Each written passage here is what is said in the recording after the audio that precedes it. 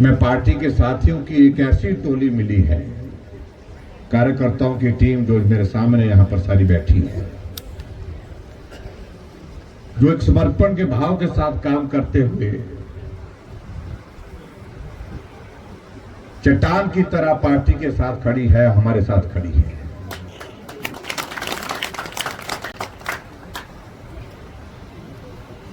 जिस विधानसभा क्षेत्र में कभी पार्टी की जमानत जब्त होती थी, पार्टी के आप सब साथियों ने ये तय करके भी दिखाया है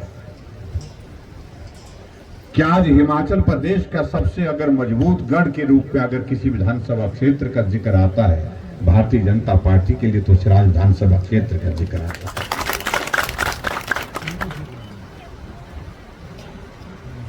हिमाचल प्रदेश में राजनीति में बड़े नेता भी रहे,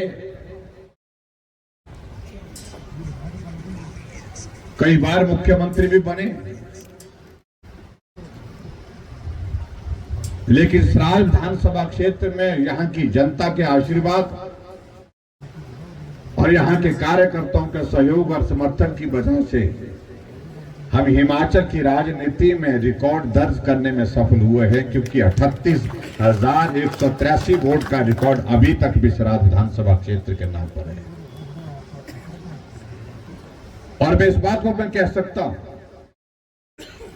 आने वाले समय की परिस्थितियां क्या होंगी वो अलग बात है,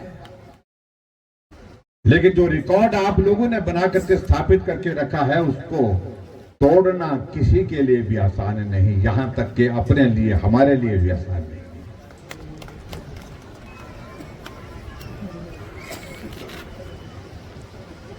मैं अपना समय बहुत कम दे पा रहा हूं, लेकिन फिर भी उसके बावजूद मैं देखता हूं कि आप लगातार काम में जुटे हैं। काम जो पार्टी की ओर से आते हैं, कार्यक्रम आते हैं, उन कार्यक्रमों में लगे हैं।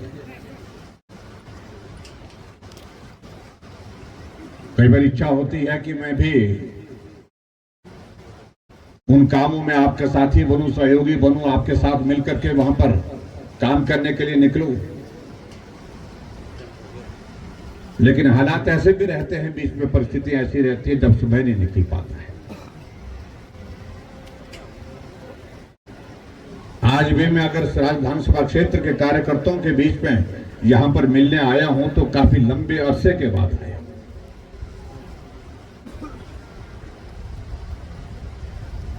और उसकी वजह आप सब जानते हैं कि विधानसभा का सत्र किस तरह का रहा और विधानसभा के सत्र के पश्चात की परिस्थितियां क्या रही।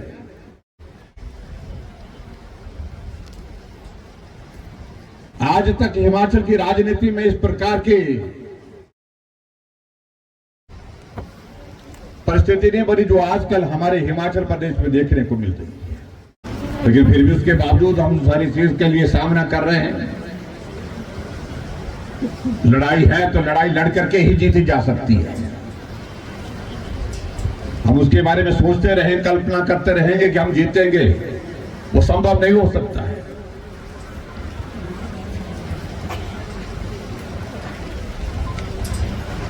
पंद्रह महीने हिमाचल प्रदेश की सरकार के पूरे हो गए और सरकार के 15 महीने के कार्यकाल में आपने इस बात को देखा होगा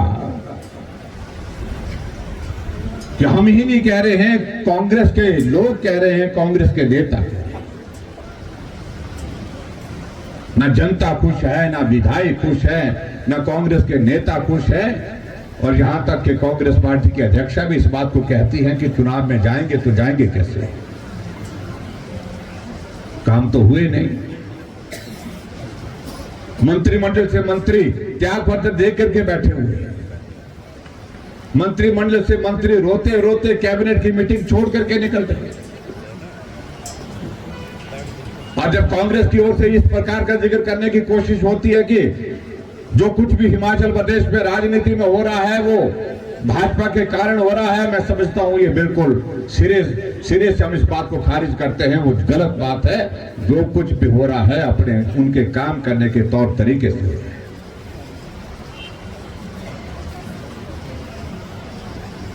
हमारी संख्या हिमाचल की विधानसभा के अंदर 25 है।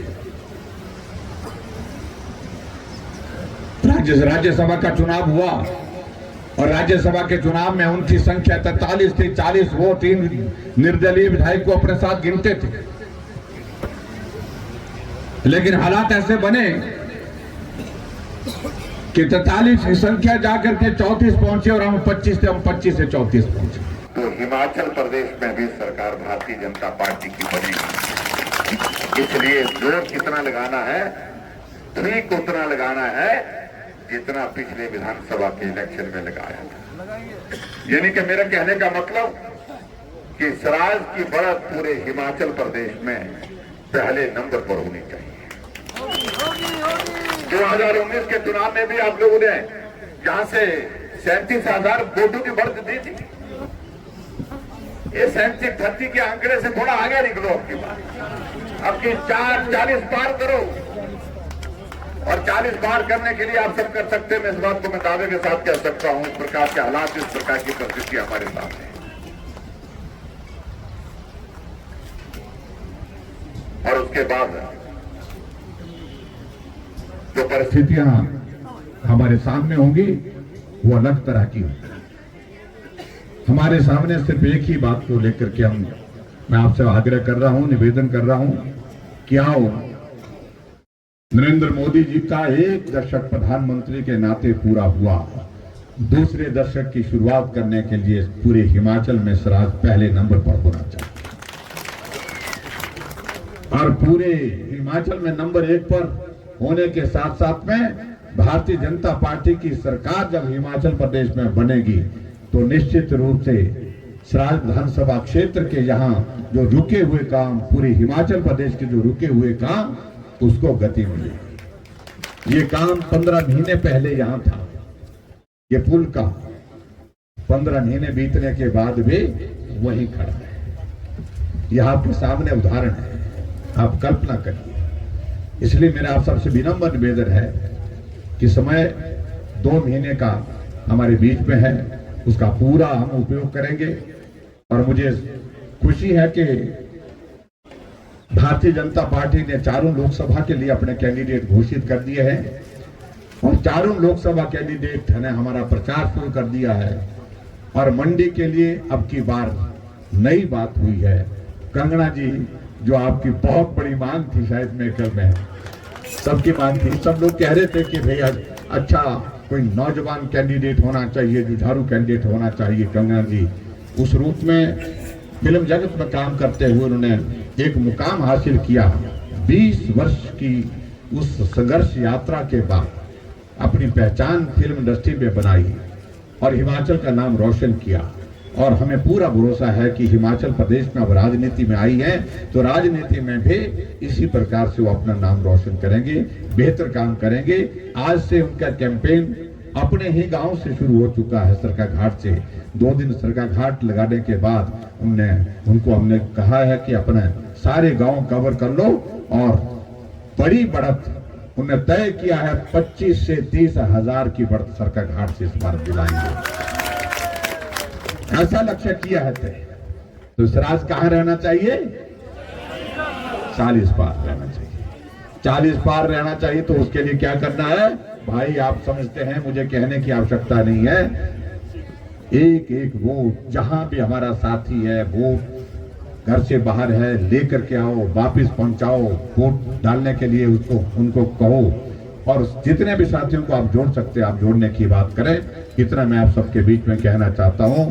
और आप सब आज के इस कार्यक्रम में यहां पर उपस्थित हुए, आज के इस कार्यक्रम में आप सबका बहुत बहुत धन्यवाद। आओ एक नए दौर की शुरुआत जो होने जा रही है, जहां सरकार दिल्ली में भी, जहां सरकार हिमाचल में भी आने वाले समय में 4 जून को बनेगी, तो भारतीय जनता पार्टी के लिए समर्थन और सहयोग देने के लिए आप सब जिस तरह से लगे हैं उसमें पूरी ताकत झोंक दीजिए। इतनी बात कहते हुए आप सबका बहुत बहुत धन्यवाद। नमस्कार, जय हिंद, जय हिंद।